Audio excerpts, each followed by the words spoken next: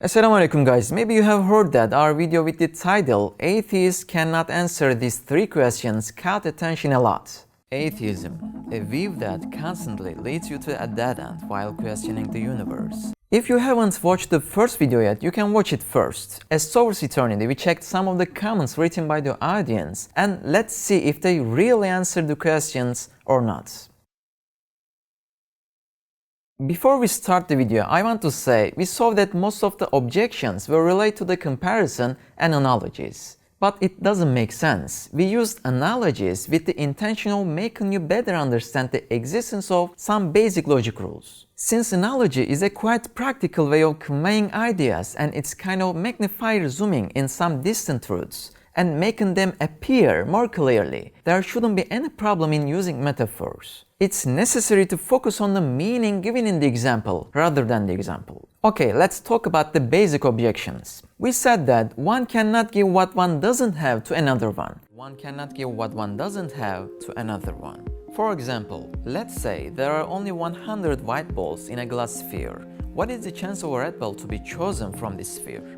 Of course it's 0, right? No matter how long you wait, you will not get any because there is no red ball inside the sphere anyway. In summary, atoms don't have any features such as knowledge, will, life, feelings, vision and hearing. So the question is, how can atoms give these features to living things? So we said that it's so clear that there must be a creator behind the atoms. And here are some objections. Atoms gain more properties in the form of molecules already. Thus, it's obvious that the sum is more than the parts. When 2 atoms form a molecule, the molecule has a number of properties that neither atoms have. Fire comes from non-fire. Oxygen and hydrogen atoms bond to form water, which has different attributes from the original atoms, seemingly debunking your whole premise. Okay, there are many similar comments, but I think these friends didn't get the points. They said that atoms gain new properties when they form molecules. Okay, but our question comes exactly at this point. We ask, how can it be? These friends wrote in the comments again what we presented in the video. How can different features arise in molecules and living things when these features do not exist in atoms? Be honest, is it an answer to say, but it's constantly happening?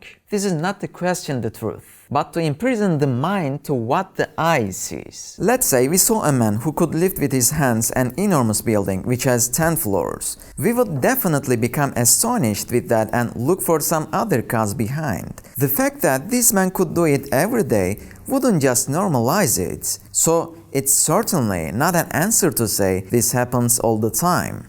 We say that you have to think about what you see. You know, if you have black pencil, you cannot draw a colorful rainbow, right? Just like that, hydrogen and oxygen cannot be expected to give water the property that they don't have. So, we understand logically that they cannot do this job. There must be someone who controls this and gives these features to living things. You only see the image of formation with your eyes. In short, it's not an answer to say, just happens. And also, it's very sad to see these kind of comments. Come on, you are speaking like you don't know anything about chemistry. This process requires no knowledge or will. It just happens. Does it really just happen? Is it so? Why don't you ask why and how? The emergence of water with a distinct character is the observed fact for which we want to find an explanation. The first question is, how can it be? The second question is, why should even an extinguishing water form after the combination of hydrogen and oxygen? Is there such a necessity requiring that formation? No. I mean, we can imagine infinite alternative ways of acting for these 2 elements. Why not them? Why this way of acting all the time? Why not another rule? What causes these particles to follow some specific rules and not follow the other infinite possible alternatives? At this point, only the concept of will can explain the prevailing of a specific rule among infinite possible alternatives. So, will is necessary, which atoms lack. Then there has to be an owner of absolute will. The second objection is made to the example of judge and prisoner. We said that bricks cannot form a building by coming together and agreeing. There must be an architect to control them. Think of a building which is being built with bricks. If you do not accept the architect to build it, it will be a contradiction to accept that bricks are building this on their own. Just like that, atoms cannot form a human by coming together and agreeing.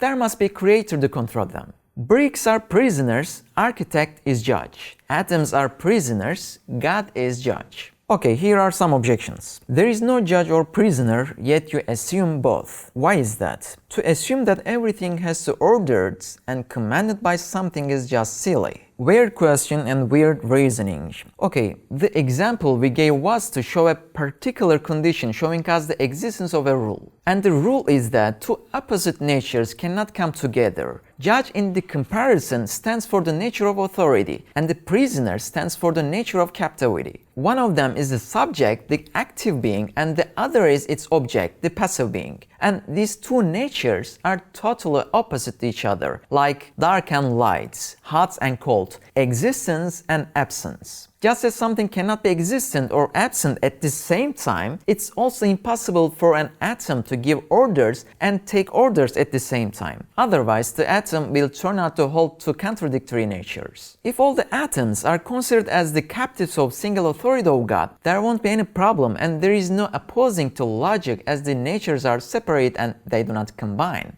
But if we don't refer to a God and say atoms are leading these processes, then we will have to accept that an atom is both an authority and a captive at the same time, holding two separate natures. But this is a contradiction. Each atom will have a nature of authority similar to Godhead, figuring all the relations with each other, having the knowledge of the whole system of human body, commanding and moving huge armies of atoms. But at the same time, these apparently most active beings will be passive and captivated objects in the hands of the other atoms. Everything would be a chaos, because a single commander can arrange the affairs of an army with great ease, their positions for example. But if the soldiers become the commanders themselves, no order will be apparent at all. Now let's pass to other objections, which says that we ignore and overlook the laws of nature, the laws of chemistry. Okay, the first one, bricks cannot build because they are lifeless. Yes, I agree with that. An architect is required.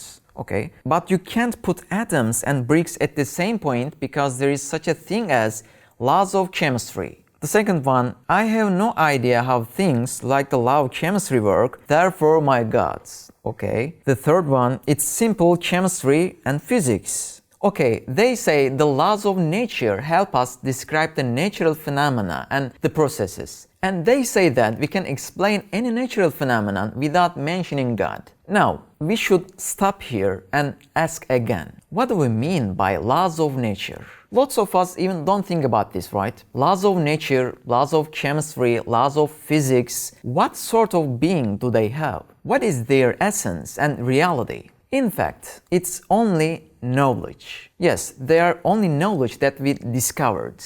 They don't even have a material being, like this one. For example, can you show me gravitational force? No, it's only information. It's a name of the movement of substances, right? But after all, they are considered as agents that can have an effect over things. They are only a description of the order and God's way of creating.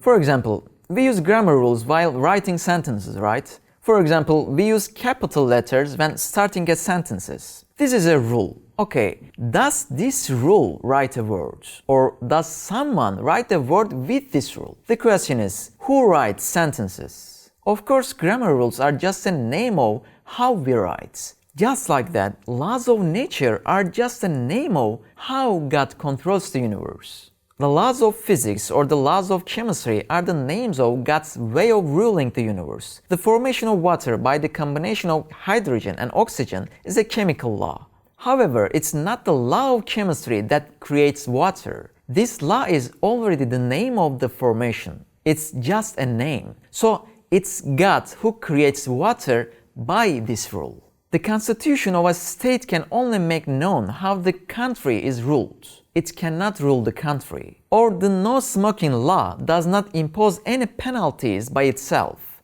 One who puts that law manages the system.